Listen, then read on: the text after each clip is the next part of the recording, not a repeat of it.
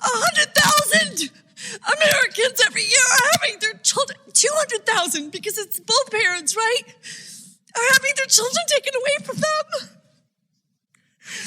This should not be politicized. It's not about race. Fentanyl doesn't care about race.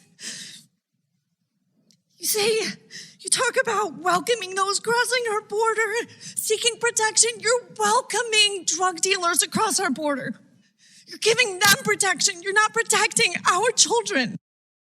A poor mother who lost 2 kids to fentanyl, that I killed her sons. The interesting thing is that fentanyl they took came during the last administration. How can he sit there and joke about it? You know, he thought he was with a room full of Democrats and, you know, he's amongst friends and they can all yuck it up. What kind of a person does that? Welcome to Cheese. It's Friday, March 3rd, 2023. And that was a mother, Rebecca Kiesling. She lost 2 children to fentanyl. And we heard Biden's response to her. Tries to joke about it. Well, the drugs came in under the Trump administration. Ha, ha, ha, ha. Just total disregard for the American people. Total disregard for the southern border where this fentanyl is coming in. And Biden couldn't care less. He couldn't care less about you. He couldn't care less about me. He couldn't care less about the middle class in this country, the working class in this country. And this is just another example. Most recent example was East Palestine. Instead of visiting the poor people in East Palestine, he went off to Ukraine to give even more money to Ukraine to further kill Ukrainians. But this is just typical. I mean, for any of my new viewers, just go to episode 1, listen to episode 1. Kind of outlines my whole synopsis of what's been going on with this country for the past 40 years, maybe a little longer. And Biden's been overseeing this since he's been in office, since the 70s. They have total disregard for the middle class. They have total disregard for the working class. And I take that back. They dislike you. And this is just another example. Oh, who cares? They just die. A couple of middle class kids, a couple of working class kids die from drugs. Who cares? Who cares if we get in a war in Ukraine? It's not my kids that are going to fight. It's going to be these working class people, the unclean, the middle class people. They don't care if we get in a war with Russia. No skin off of their back. Their sons and daughters, they won't be serving. It's going to be the working class. It's going to be the middle class. They have total disrespect for you. And this is another indication of that. And then I'm a little surprised that Shannon Bream, I was listening to, I think it was a radio show earlier today. It was the Brian Kilmeade show. She was on the Brian Kilmeade. They were chatting back and forth for a couple of minutes. And she was flying cover for Biden. She says, essentially, I can't imagine that after losing Joe Biden would be so insensitive to losing children. Well, Shannon Bream, you're wrong. He couldn't care less about Rebecca Kiesling's children. He only cares about his children. He doesn't care about the American people's children. He cares about his children and those children of the swamp creatures. That's it. Now, speaking of swamp creatures, I'm going to play a couple of clips. And the one thing I liked about the Fox interview of Chris Wray, the FBI director Chris Wray, was the things that a lot of people didn't pick up. And one of the things he didn't pick up was Brett Baer asked him a question about, the FBI, they don't poll well. A lot of people don't trust the FBI. They don't like the FBI. And let's go to this clip because Wray's response is interesting. And essentially what his response is I don't care. I don't work for these people. I got to keep the people I work for happy, the swamp people, not the American people. So let's go to this clip, and then we'll come back and discuss. Polls show that the FBI's reputation is at a real record low. What do you make of that? Well, look, there are all sorts of opinions out there about the FBI, just like there are about every major institution these days. I can tell you that we're focused on the opinions of the people we actually do the work for and the people we do the work with. So why didn't Brett Baird follow up with, well, who are the people that you work for? I was a little disappointed in the interview by Baird. He asked some good questions, but no follow-up. And Wray's response on this should have elicited a question by Baird saying, well, who are the people you work for? They take an oath to the Constitution, not a small cabal of people in Washington. And this guy Wray is so arrogant. He goes, yeah, that's who I work for. I don't work for the American people. I work for these knuckleheads in Washington. Although he doesn't see them as knuckleheads. He sees them people that can keep his career going. And that's what it's all about with a guy like Wray. Now, Wray is a Chris Christie guy. He was recommended by Chris Christie to Donald Trump. And it tells a lot. You know, if he is a Christie guy, he's just going to mislead, do anything just to maintain the power. And I remember during the whole Bridgegate scandal, where Christie's minions shut down some of the arteries going to the George Washington Bridge in Fort Lee, New Jersey, because they had a problem with the mayor of Fort Lee. And a public official told something very interesting to me that I still remember today. It was very simple. And we were talking about the whole Bridgegate scandal and whether Christie was involved. And he said something, you know, whether they can get Christie's fingerprints on this thing could be difficult. However, Christie's a bully, and that bully mentality is going to trickle down to his minions. And that's what we have here. Your leadership in Washington, your leadership at the FBI is going to send a message to all the people that work under him. And this is part of the problem of the FBI today. It's all about currying favor with those in the C-suites. And you got a bureaucrat as the director of FBI that's only about keeping the people in Washington happy. Not the American people, the real people that he works for. And then Wray's got the nerve to say the following answer. I'm going to play this clip. So Baird asked him, well, listen, there's a perception that there's a two-tiered judicial system in this country. And Wray's response is, well, I find that most people that don't agree with my decisions feel that it's a two-tiered system. And this is typical. I'm always right. People that disagree with me are wrong. And that's very scary if you're a part of the judicial system. And it just shows his arrogance. It really shows his bias. And then he has the nerve to say, well, he goes back to, well, if you don't forget, I've got to adhere to the Constitution. So use people that disagree with me. Now I'm protecting the Constitution. Whereas earlier in the interview, he says, well, I only have to keep the people I work for happy, not the American people. But now when he's criticized, he's going to hide behind the Constitution. See how slippery these guys are? And arrogant? I'm always right. And if you think there's a two-tiered system, it's only because you don't like my decisions. And then he hides behind the Constitution. So let's play this clip. Because what I have found in today's world is that far too many people use as their standard for whether they think something was fair or objective, whether it's an FBI investigation, whether it's a Supreme Court decision, or even an election, is whether they like the result, whether their side won or lost. But that's not how independence and objectivity work. We are not on either side. The FBI is on the American people's side, on the Constitution side. Oh, this is so rich. He goes after parents that show up at Board of Education meetings to protect their children. They sent 24 FBI agents to a poor guy in Pennsylvania because he was protecting his kid outside an abortion clinic. We have the FBI agents slow-walking the investigation of bombings of helping hand centers. Oh, yeah, but I'm here to protect the Constitution. No, you're here to protect the interests of the swamp. And you said it early in the interview. You're here to protect the people that you work for. And you are the new Stasi. You will go after the political enemies of the people you work for. And you said it, Christopher Wray, not me. And I want to go to another clip with Christopher Wray. Now, look, I am spending a lot of time on Chris Wray.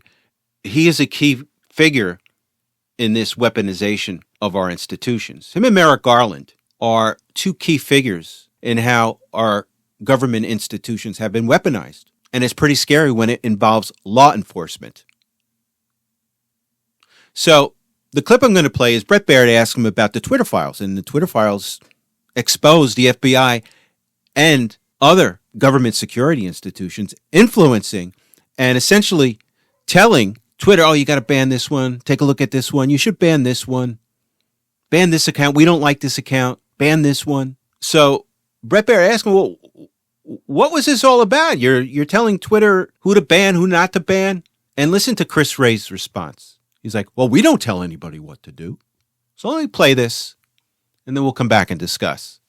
The FBI is not in the business of functioning as the truth police. Understood. So we don't tell social media companies to censor anything. Well, then Bret Baier pushes back. He goes, well, wait a second. You had the Hunter Biden laptop, and at the same time, you were telling tech companies before the election, oh, be on the lookout for Russian disinformation. And it's likely to be about Hunter Biden. And it's likely to come out in October. And all these other emails that came out from FBI agents to Twitter saying, oh, take a look at this. You should take this account down. You may want to take a look at this account. And here's what a swirly guy Wray is. Let me give you his response to what Baier brings up. Is it appropriate in any way? You're saying it doesn't happen, but there's evidence that it had. We don't tell social media companies to ban accounts. But you suggest. What we do is tell social media companies about information that we have about foreign disinformation campaigns by foreign actors, by foreign intelligence services. And those companies then make decisions about what, if anything, they want to do about it. I mean, this is just misleading behavior by the FBI director. Earlier in the interview, he says, oh, we never tell big tech what to do. And then Baier comes back and, well, actually, you did. And then Wray comes back, okay, you caught me. We don't tell them what to do, but we suggest to them what they should do. Oh, really? A suggestion from the FBI? You think that a big tech company is going to do anything contrary to what the FBI suggests? With all the power that the FBI has? With all the laws behind them? I'm sure they can find half a dozen laws that Twitter broke if they wanted to go after Twitter. And the executives knew that at Twitter. So they're going to do anything that the FBI asks of them because they have the heavy hand. And you got Wray out there saying, we never tell them what to do. Oh, no, I take that back. We don't tell them. We just suggest. Yeah, that's how mobsters act. Okay, there's so much more Chris Wray that came out this week, but I want to switch to Merrick Garland, the other swamp operative that's weaponized our institutions. And I'm going to play a clip at a recent hearing, and Ted Cruz goes after him. He makes a wonderful point. So let's go to this clip. Essentially, it has to do with why the Department of Justice didn't file charges against people that were protesting out of all the Supreme Court justices' homes. And it's clear, it's illegal. It is clearly illegal for these people to protest outside of Supreme Court justices' homes. And Merrick Garland chose not to do anything against these protesters. Now he makes a claim, well, I put marshals outside their homes. Well, why didn't you just follow the law and file charges against those people protesting? Because it's a clear violation of the law. So let's go to this clip, and then we'll come back. In my judgment, the Department of Justice has been politicized to the greatest extent I've ever seen in this country. Let me start with a simple question. General Garland, is it a federal crime to protest outside of a judge's home with the intent of influencing that judge as to a pending case? The answer to that is yes. But in the wake of the leak of the Dobbs decision, when rioters descended on the homes of 6 Supreme Court justices, night after night after night, you did nothing. The department did nothing. When extremist groups like Ruth Sent Us and Jane's Revenge openly organized campaigns of harassment at the homes of justices, you sat on your hands. When these same groups posted online information about where the justices worship, or their home addresses, or where their kids went to school, you again sat on your hands and did nothing. Your failure to act to protect the safety of the justices and their families was an obvious product of political bias. You agree with Roe versus Wade. You disagree with the Dobbs decision. And the Department of Justice under this president was perfectly happy to refuse to enforce the law and allow threats of violence. And as you know, those threats finally materialized with Nicholas Roski, a 26-year-old man from California who traveled across the country, was arrested outside the home of Justice Kavanaugh, armed with a handgun, a knife, and burglary tools. And he said he came there to kill Justice Kavanaugh because he was enraged by the leaked opinion. Now, of course, you're prosecuting that individual for attempted murder, but did you bring even a single case to enforce this law, or did the Department of Justice decide this law doesn't apply if it's harassing justices for an opinion we don't like? Try again. Has the Department of Justice brought even a single case under this statute? It's a yes/no question. It's not a give a speech on the other things you did. And that's their number one priority. They have. Why are you unwilling to say no? The answer is no. You know it's no. I know it's no. Everyone in this hearing room knows it's no. You're not willing to answer a question. Have you brought a case under this statute? Yes or no? As far as I know, we haven't. And what? Oh, what a tool this Garland is. He clearly looked the other way. He wanted the Republican Supreme Court justices to feel pain after the Dobbs leak. Even though it was illegal for those people to be protesting outside their homes, Garland wanted it. Even though it was illegal. He disagreed with the Dobbs decision. He liked Roe v. Wade. The president liked Roe v. Wade. And those justices that overturned Roe v. Wade were going to feel pain. They were going to be scared. And Garland wanted that. At the very least, scared. It could have been worse. But every one of those protesters should not have been there. The Department of Justice should have filed charges against every protester outside all of those Supreme Court justices' homes. And Garland refused to do it. Now, he threw some bones out there. Said, well, we put some U.S. Marshals out there. That wasn't good enough.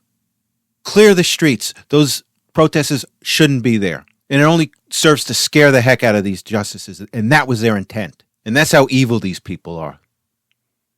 This guy Garland, he's still angry he wasn't picked for the Supreme Court. And he's taking it out on the Republicans. And this is what we have as our Attorney General. And Christopher Wray is what we have as our FBI agent. And we really should be concerned about that. All right, let's talk about transgenderism. Let me just tell you my view on what a man and a woman is. And I take a biblical view of it, and I take a scientific view of it. Now, the Bible tells us that God created a man and God created a woman. So you have a binary choice between your sexes, man or woman.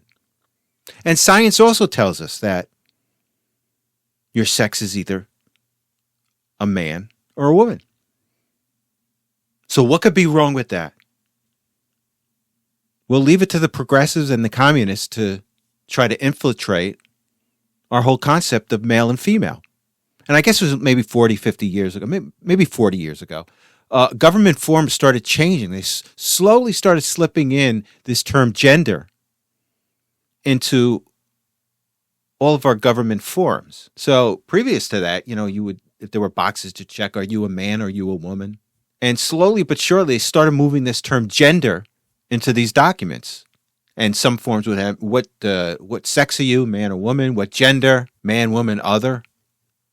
So it's all in this incremental march toward what we have today. And now it's just taken to the realm of serious evil, serious bizarreness, for lack of a better word. We're at the point where we're allowing our children to mutilate their bodies to coincide how they feel that day as far as their sex. And this is absolutely sick. And I just want to add to this. This is part of a political/communist methodology in order to try to take over governments. They try to segment people into different races, different groups, and get people fighting with each other. Now, years ago, it was African Americans with an agenda. They were trying to have all people of color coalesce around African Americans because they were the ones that were going to represent the people of color. Well, that didn't quite work out. Hispanics, they didn't want African Americans to represent them. They're their own people. Asians, they didn't want African Americans. Because you remember, if you see on TV, oh, I represent blacks and people of color. No, you don't. Hispanics are moving toward the Republican Party. Asians are moving toward the Republican Party. So these African Americans, that so-called leaders, saying that they are speaking for all minorities, well, guess what? That didn't quite work out for you, huh, fella? So now they got to take it into another other area.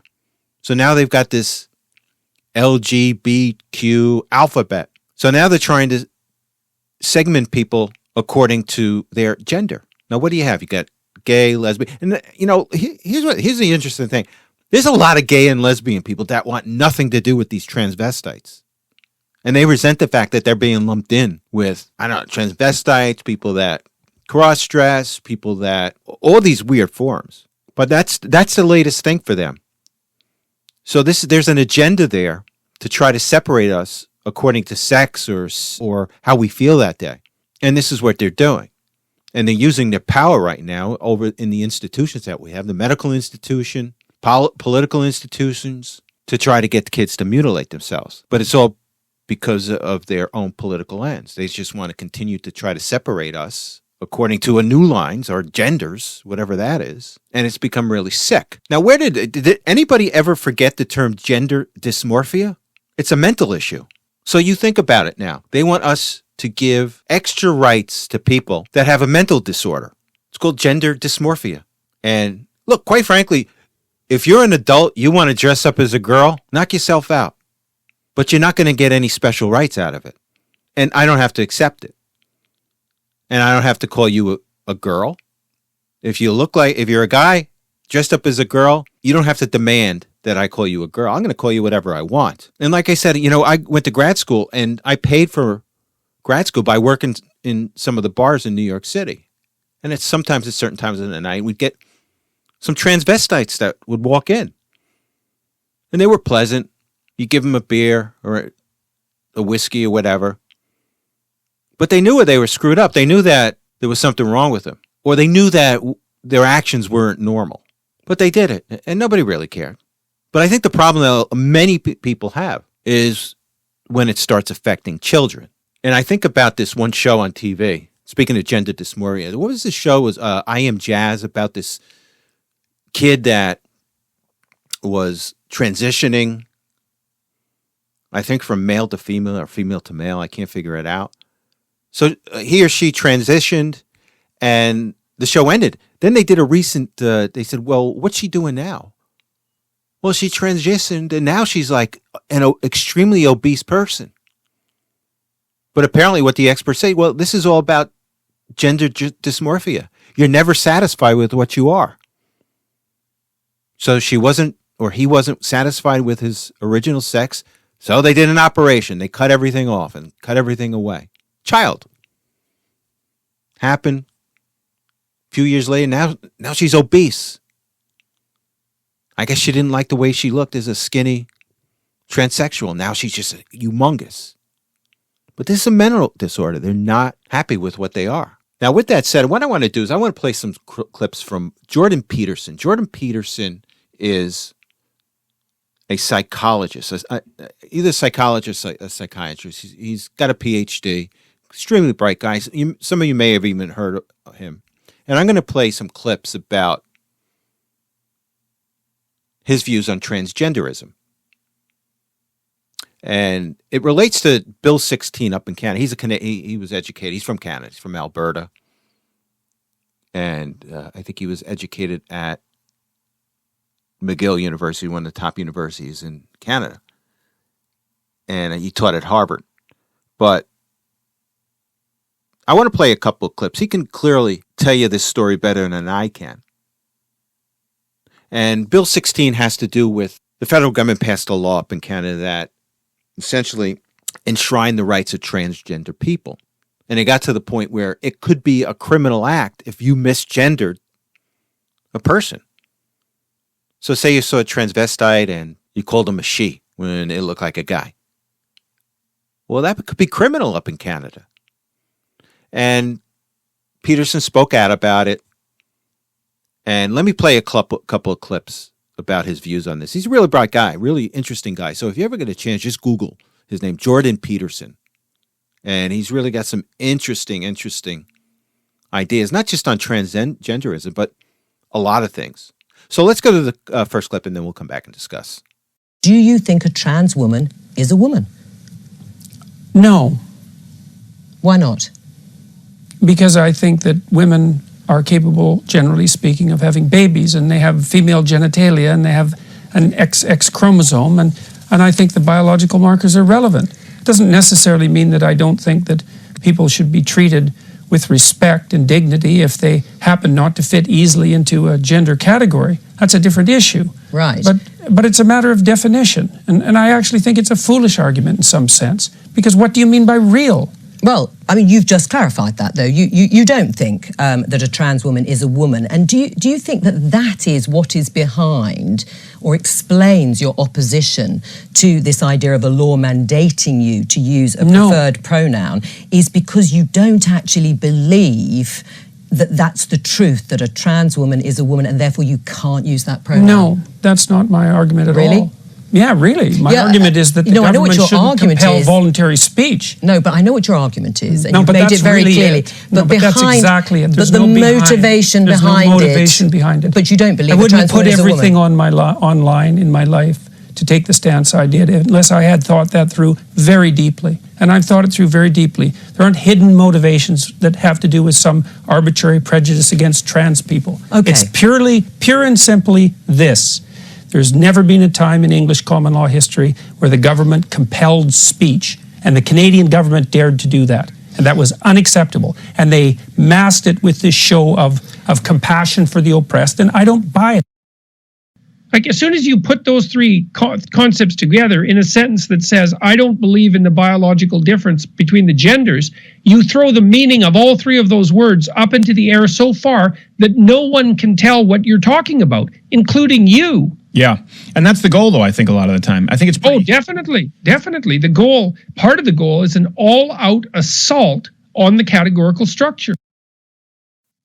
You're saying that trans activists No. could lead to the deaths of millions of people. What No, they're I'm doing- saying that the philosophy that drives their utterances is the same philosophy that already has driven us to the deaths of millions of people. Okay, tell us how that philosophy is in any way comparable. Sure, that's no problem. The first thing is that the philosophy presumes that group identity is paramount. That's the fundamental philosophy that drove the Soviet Union and Maoist China. And it's the fundamental philosophy of the left-wing activists. It's identity politics. It doesn't matter who you are as an individual. It matters who you are in terms of your group identity.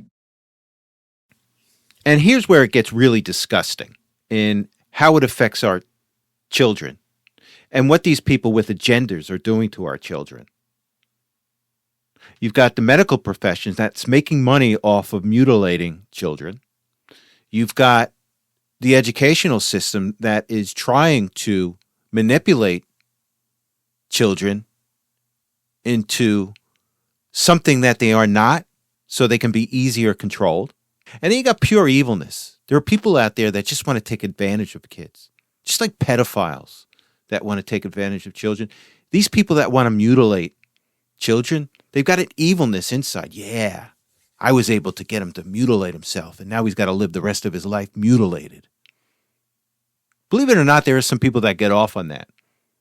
And unfortunately, they're in our institutions. Now, if you ask Peterson and other psychiatrists, you have to understand that these people taking advantage of the fact that, look, a child doesn't know his sexuality. And even when a child starts to understand their sexuality, there's different levels of masculinity and femininity. For example, you've got boys and men that some are a little more effeminate than other men. They're still men. And you've got girls that, they're tomboys. And that's what we used to call them. But you know what these school systems are doing today? Oh, you're a tomboy. Did you ever think about turning into a boy? We can get that done for you. Or you've got an effeminate boy in class who's a boy, but he's just a little more effeminate than the other boys. Teacher's going to pull him aside. Did you ever think about becoming a girl? And that's what's going on right now. And I'm simplifying it, but that's what's going on right now. Now, I'm going to play a clip about gender fluidity by Peterson. And, he acknowledges that, men, there were some effeminate men, there were some masculine women. And he's not saying that's bad. But what I think is bad is when you're grabbing these children that are showing certain traits and trying to change their gender physically as a result of this. So let's just go back to this clip, and then we'll come back and discuss. If someone asked me, do I believe that there are gender fluid people? I would say yes. And I would say a young man who's gender fluid, I know what he's like temperamentally. He's high in agreeableness. He's high in neuroticism. So he has a feminine temperament. He's more interested in people than things. And he's extremely high in openness. And so his temperament is fluid. He's creative, and so he's one thing one day and one thing the next. And his fundamental temperament is tilted towards the feminine. But that doesn't mean he's not a man. Right, exactly. And the good news here in the States, there are a lot of states that are moving to ban transgender surgery for children. With that said, I want to bring in a clip, and this is by Bill Maher. Even Bill Maher is saying that something's wrong here with this transgenderism for children. So let's go to the clip, and then we'll discuss. What do you think? I think the trans community is asking for too much. Again, the difference between liberal and woke. Liberals are people who I think would say, I certainly would, trans is of course a real thing.